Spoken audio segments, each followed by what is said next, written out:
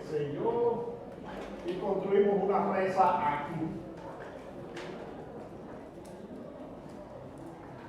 Esa presa impide el paso natural de los sedimentos, la desembocadura del río. Usualmente los sedimentos se transportan como las partículas muy finas como carga en suspensión, y las partículas más gruesas se van arrastrando en el lecho, y a eso se le llama la carga del lecho. Y cuando un embalse se llena de sedimento, la cuestión es bien crítica, porque si bien es cierto dejamos este espacio como volumen muerto, aquí se nos va formando un delta. Los sedimentos gruesos se van acumulando aquí, y las partículas que estaban en suspensión son las que van cayendo aquí, y ese delta va creciendo aquí, y cuando eso llega acá, a pesar de que no se hayan acumulado muchos sedimentos aquí, cuando el delta llega aquí a la toma, ya hemos perdido una gran capacidad de almacenamiento, mucho más de lo que habíamos dispuesto como volumen útil. ¿Ok? Aquí viene el río con una velocidad, tan pronto como entra al embalse, pierde fuerza, ya no tiene capacidad para arrastrar tanto sedimento, y por esa razón pues las partículas gruesas se van quedando aquí. Y por esa misma razón, como la velocidad es muy lenta aquí, las partículas que están en suspensión tienen la oportunidad de sedimentarse en el embalse. Para evitar estos problemas de sedimento, mencionamos que hay que tomar medidas de protección de la cuenca. Una de esas es reforestar y mantener un área con ciertas actividades que sean compatibles, y evitar las actividades no compatibles. Sin embargo, por cuestiones naturales, en esta área tributaria del embalse siempre se van a producir sedimentos, porque el agua ha estado labrando la faz del planeta por miles de millones de años, y siempre ha estado moviendo las partículas. Y cuando el río crece, producto de ese desequilibrio, él vuelve y arrastra partículas y mueve partículas. Existe una fórmula que en todos los estudios que he visto es una fórmula famosísima, y es la más inútil que creo que he visto en todo el tiempo, y tiene un nombre bien sofisticado. Se llama la ecuación universal de pérdida de suelo. Y los autores son Wissmeyer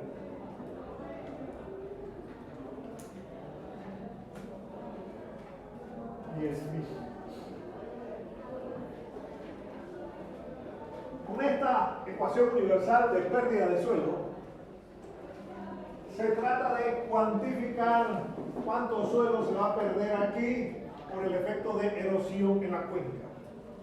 Y es una fórmula que es altamente empírica, que dice que la rata de erosión es un índice de erosión, otro factor empírico que depende de las características de la lluvia,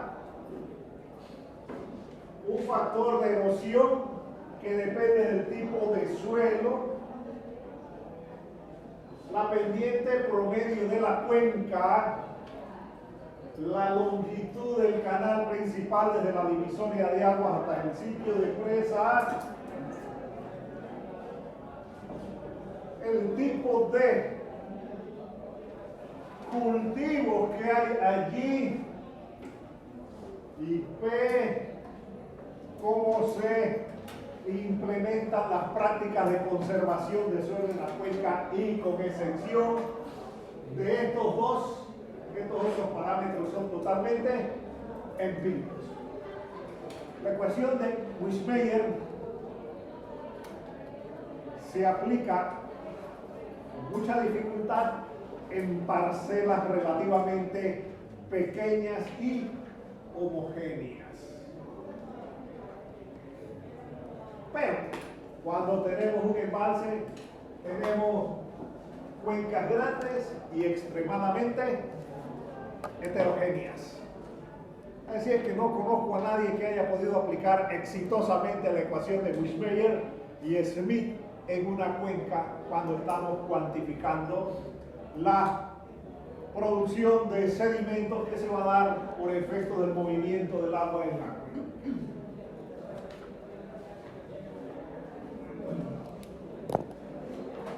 Así es que hay que buscar otras alternativas para estimar la producción de sedimentos.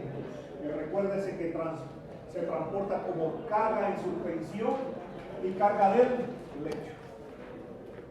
La carga del lecho no es constante, depende de los eventos de crecida. Es decir, que la carga del lecho no hay manera de medirla, así que se estima entre el 10 y el 15% de la carga en suspensión, y para medir la carga en suspensión existen procedimientos similares al que se hacía cuando se hace un aforo. El aforo es para medir el volumen de agua en el río y se puede hacer un aforo de sedimentos. Así es que para un aforo de sedimentos tenemos lo siguiente: un instrumento que se llama el USDA 48 y el USDA 49, es un tomador de muestras de agua. Aquí hay una botella, así es que si usted tiene su río aquí, usted toma muestras a distintas profundidades, igual que cuando hace un aforo. Parece que el aforo toma una lectura o dos lecturas. Ahí con la botella toma la mayor cantidad posible, porque a mayor profundidad, mayor concentración de sedimentos. Entonces, el cálculo, no lo vamos a ver aquí, es similar al cálculo del aforo, y lo que vamos a determinar es el caudal de sedimentos en suspensión.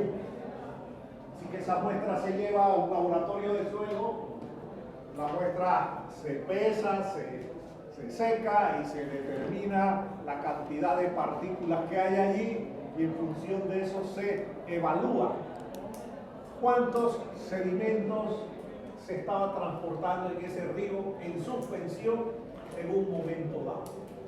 Recuérdense que la carga del lecho es alrededor de 10 a 15% de UPS. Así que si usted suma las dos cargas, tiene el aporte total de sedimentos. Entonces, ¿qué se va a hacer con estos sedimentos? Cuando usted hizo esto, también hizo un aforo y tiene el caudal de agua.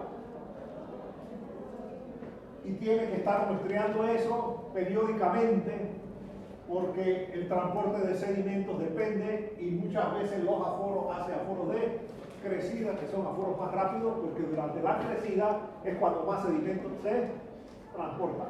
Cuando estamos en recesión en el río, el agua está relativamente limpia o clara y no tiene muchos sedimentos en suspensión. Pero cuando viene una crecida es cuando se produce el desequilibrio ese en la ecuación de Ley, y como aumentó el caudal, para volver a equilibrio tiene que aumentar algo, y la primera reacción es aumentar el transporte de sedimentos, y por eso cuando el río crece usualmente el agua está turbia.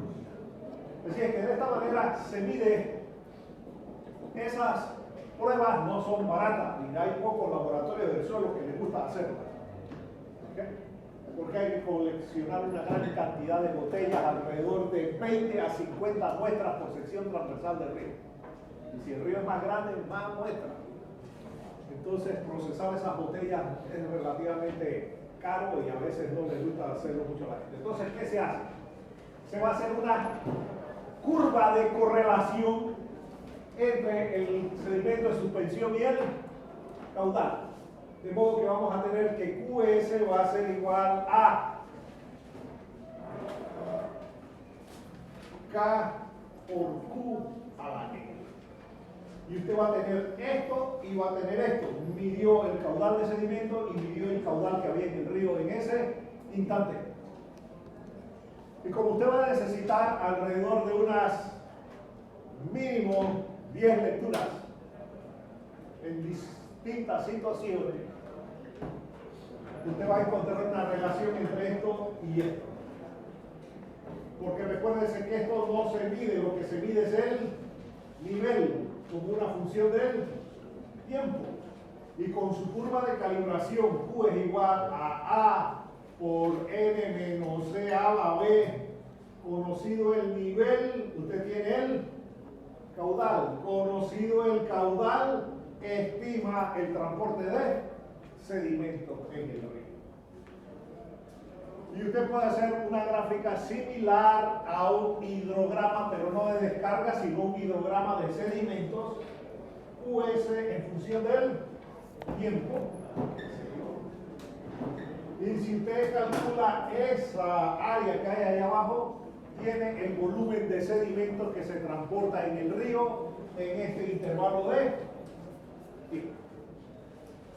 Entonces usted más o menos puede estimar el transporte de sedimentos que se da en el río sin necesidad de estar usando la ecuación de Wishmeyer, que es extremadamente compleja, así que generalmente los ingenieros buscan una alternativa práctica para estimar esas cosas, así que el proceso tradicional es el de tomar estas muestras.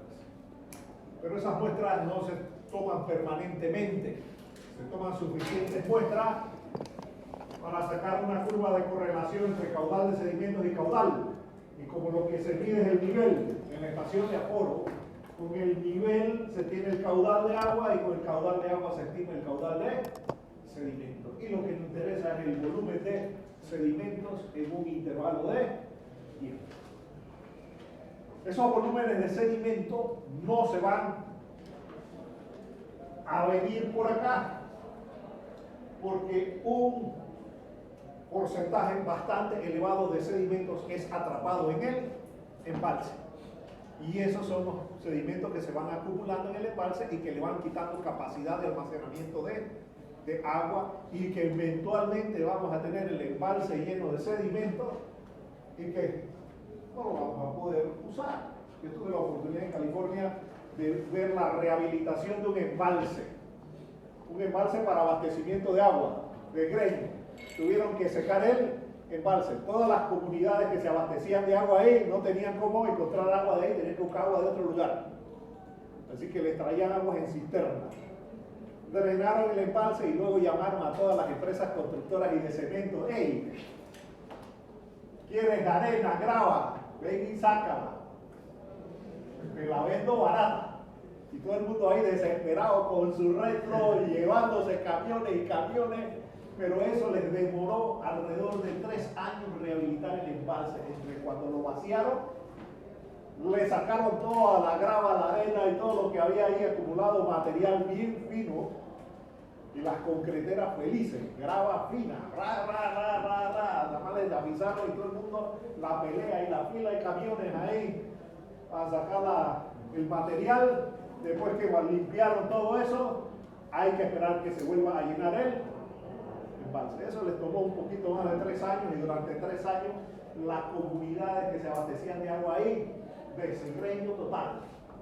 Pero no les quedó más remedio porque el embalse estaba totalmente lleno de sedimentos y no tenían otro lugar. Así que, a pesar de que fue un proyecto donde prácticamente se pagó por sí solo, porque el costo del material que sacaron ahí ayudó a pagar por el proyecto, ¿okay?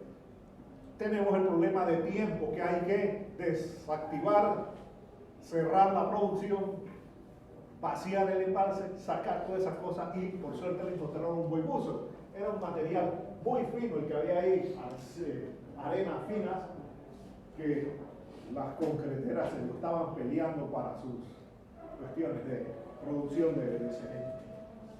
Así es que sí hay ciertos usos, pero tenemos ahí. Entonces vamos a ver que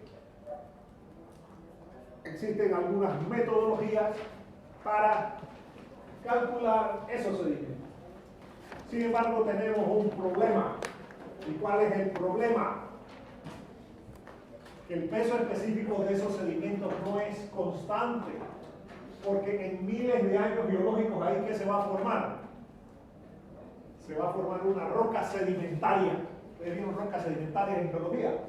Bueno, ahí se va a formar una roca sedimentaria. ¿Y qué le pasa a eso?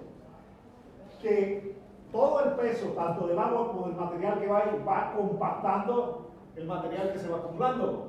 Y cada año se va acumulando nuevo material. Así que ustedes ven que las rocas sedimentarias usualmente están en capas o láminas.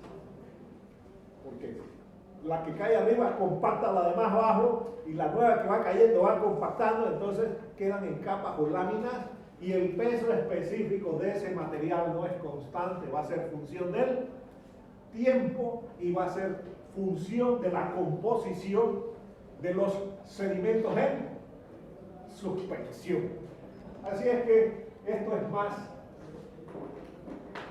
adivinanza que ciencia, pero hay que tener alguna manera de poder cuantificar eso. Así que la manera tradicional es la siguiente.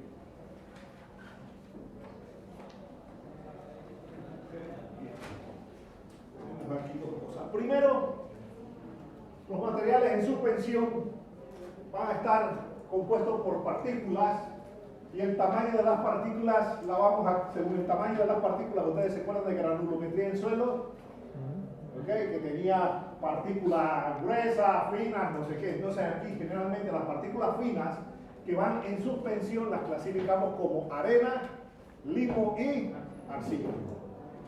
¿Okay?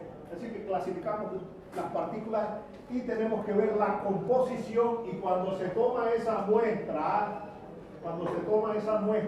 se determina la composición de las partículas que transporta el río en suspensión. Entonces tenemos aquí arena, limo y arcilla.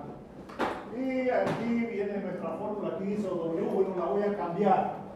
Gamma, que es el peso específico, va a ser igual a el porcentaje de arena entre 100 por, vamos a poner ahí, gamma sub 1 más B1 logaritmo de base 10 de T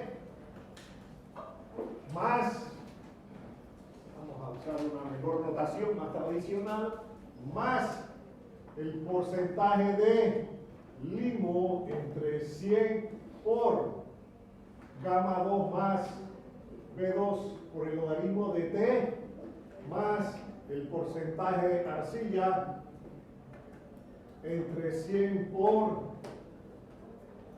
gamma 3 más B3 logaritmo de T.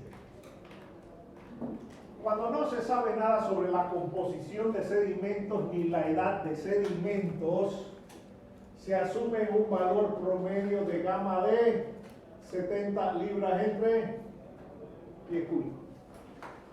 Pero lo más conveniente es hacer una granulometría de la muestra y saber cuál es la composición de los sedimentos en suspensión. Y generalmente pues la partimos en esas tres. Y esa gamma vamos a ver que es función del tiempo. Y aquí aparece una tablita donde tenemos para arena el gamma 1, el gamma 2, el gamma 3. Pero ese embalse también va a estar sujeto a movimiento de el agua, y esa agua tiene un peso. Si el embalse está siempre lleno, tiene mucho peso, y si el embalse se vacía, el peso del agua disminuye, así que los materiales que se han acumulado se compactan menos. Si hay mucho peso de agua, se compacta más rápido. Así que aquí hay uso del embalse de que todos los sedimentos siempre están sumergidos. Esto es, en otras palabras, embalse siempre lleno. Un embalse normalmente a moderado, fluctuaciones del nivel moderada. Un embalse con cambios drásticos de nivel, y un embalse que se vacía, porque se llega al nivel mínimo. Así que de acuerdo a esas fluctuaciones, normalmente lleno, fluctuaciones de nivel moderada, fluctuaciones de nivel considerable y embalse que se vacía, así mismo vamos a tener estos coeficientes de gamma 1 y de B1 para la arena. Entonces tenemos un problema. ¿Y cuál es el problema? ¿Cuál es el tiempo? Así que usualmente no sabemos cuál es el horizonte de planificación del embalse, cuándo se va a llenar. Así que si uno estima, porque el resultado es el horizonte de planificación, entonces vuelve y traba, ¿qué fue primero, el huevo o la gallina?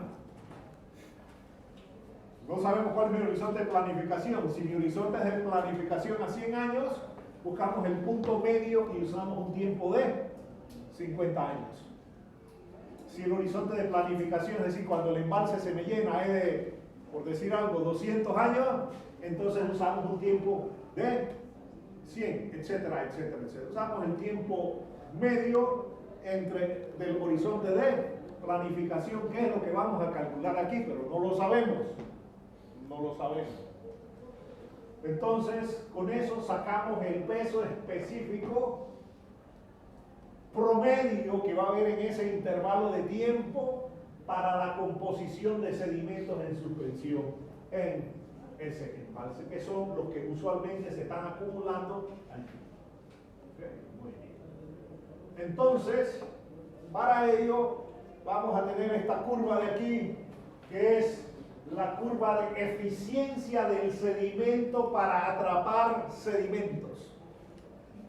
Nosotros quisiéramos que el embalse fuera altamente ineficiente. Si es altamente ineficiente, no atraparía, pero resulta que el embalse es altamente eficiente atrapando sedimentos, lo opuesto a lo que queremos. ¿Vamos bien? Entonces, aquí hay una curva media que corresponde a la mediana, un 50% de probabilidad de ocurrencia, así que usualmente usamos la curva media, pero tiene dos curvas de envolventes, una mínima y una máxima, pero generalmente usamos la curva mediana, que es esta de aquí, y aquí vamos a tener los sedimentos atrapados en el embalse en porcentaje, y por aquí tenemos la relación entre la capacidad de almacenamiento y el caudal de entrada al embalse. ¿Okay? Entonces recuérdense que hay una máxima y una mínima y una mediana, que es esta de aquí del medio, que tiene una probabilidad de ocurrencia de 50%. Un poquito más allá, un poquito más acá. Así que a veces, ¿qué se hace? Se busca la mediana y se buscan los dos extremos para decir más o menos en este intervalo de tiempo mínimo y tiempo máximo, y a veces decimos en un tiempo promedio cuando usamos la mediana. Así que se puede hacer de esa manera, buscar por la mediana un tiempo promedio o con las dos envolventes un tiempo máximo y un tiempo mínimo. Generalmente aquí vamos a buscar el tiempo promedio con la mediana. Esa curva mediana,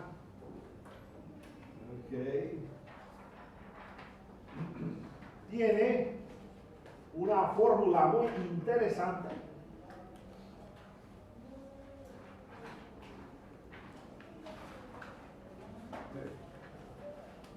Pero obsérvese que las envolventes, que son estas dos de aquí, esta envolvente principalmente se da cuando el mayor porcentaje corresponde a arena y casi no hay de los otros componentes. Y esta envolvente aquí inferior se da cuando la mayoría de las componentes son arcilla.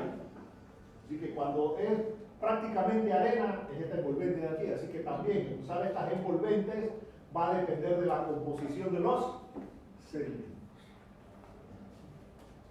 Así es que tenemos una fórmula que se me había perdido y uno de sus compañeros del año pasado se puso a bucearla en internet y la encontró. Es más fácil usar fórmulas que usar gráficas. Así es que la ecuación media, la mediana, dice que la rata, el porcentaje de atrapar sedimentos E es igual a 100 por 0.97 elevado a la 0.19 elevado a la logaritmo de C entre I. Y la copié bien. No me acuerdo si esto es igual a esto o esto es así. Después ustedes la verifican. Ahora la verificamos con la calculadora. No me acuerdo si es así o es así. Ahora la verificamos. Vamos a hacerlo ahora mismo. Por ejemplo, vamos a ver qué nos da. Vamos a tantear la fórmula para escribirla bien. Por ejemplo, si usted tiene una capacidad caudal de entrada de 0.03, está aquí. ¿Okay? Si esto es 0.3, vamos a ver, si esto es 0.3, esto por aquí anda alrededor de 0.68%. Así que vamos a ver cómo es esa fórmula. 100, 0.97 a la punto 19, para ver si es escalonado. 0.03, vamos a ver si es escalonado o si no es escalonado. Vamos a probar la fórmula. Sería 0.03, logaritmo de base 10.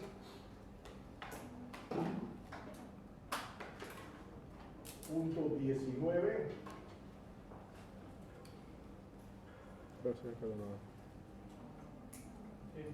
Y a la X. Bien. Y ahora es punto 97. Y a la X. 100 por. Sí, es escalonada. Es escalonada. Así que esto es el exponente de esto y esto es el exponente de esto. ¿Estamos bien? Es escalonada. Dio 68.25. Y aquí yo leía, ojo, 68. Así es que, ¿qué es preferible? ¿Los métodos prehistóricos gráficos o los métodos actuales? Eso sale de un método numérico que se llaman polinomios de interpolación. ¿Vieron ustedes polinomios de interpolación en método numérico? Sí. Bueno, de ahí sale esa fórmula escalonada. Vamos bien, así es que yo la tenía de cuando di transporte de sedimentos en Iowa y esos apuntes se me perdieron. Y como yo lo mencioné el año pasado, uno de sus compañeros se puso a buscarla en internet y la encontró y me la trajo. Y me trajo en la copia del paper. Así es que ahí en internet uno encuentra un poco de ñamura ahí, nomás es que si uno no sabe de su existencia, no sabe de qué hay que buscar. ¿Dónde buscarlo es otra historia? ¿Qué buscar si uno no sabe de su existencia? Bien, pero eso existe, esa fórmula existe. Así que es escalonada, ¿estamos bien? Así que es más fácil esto, que es lo nuevo, lo moderno, a esto que es lo antiguo. No les voy a presentar estas dos, porque no las vamos a usar en este curso, pero acuérdense que si los sedimentos son muy gruesos, este envolvente de aquí, y si son muy finos, este envolvente de acá, porque estos porcentajes de composición pueden cambiar de acuerdo a la ecuación de Lane, el equilibrio y el desequilibrio. Por eso cuando llueve muy fuerte arrastra sedimentos de mayor tamaño. Bien. Ok, muy bien. Entonces, vamos a ver cómo se hace para calcular un horizonte de planificación en un embalse.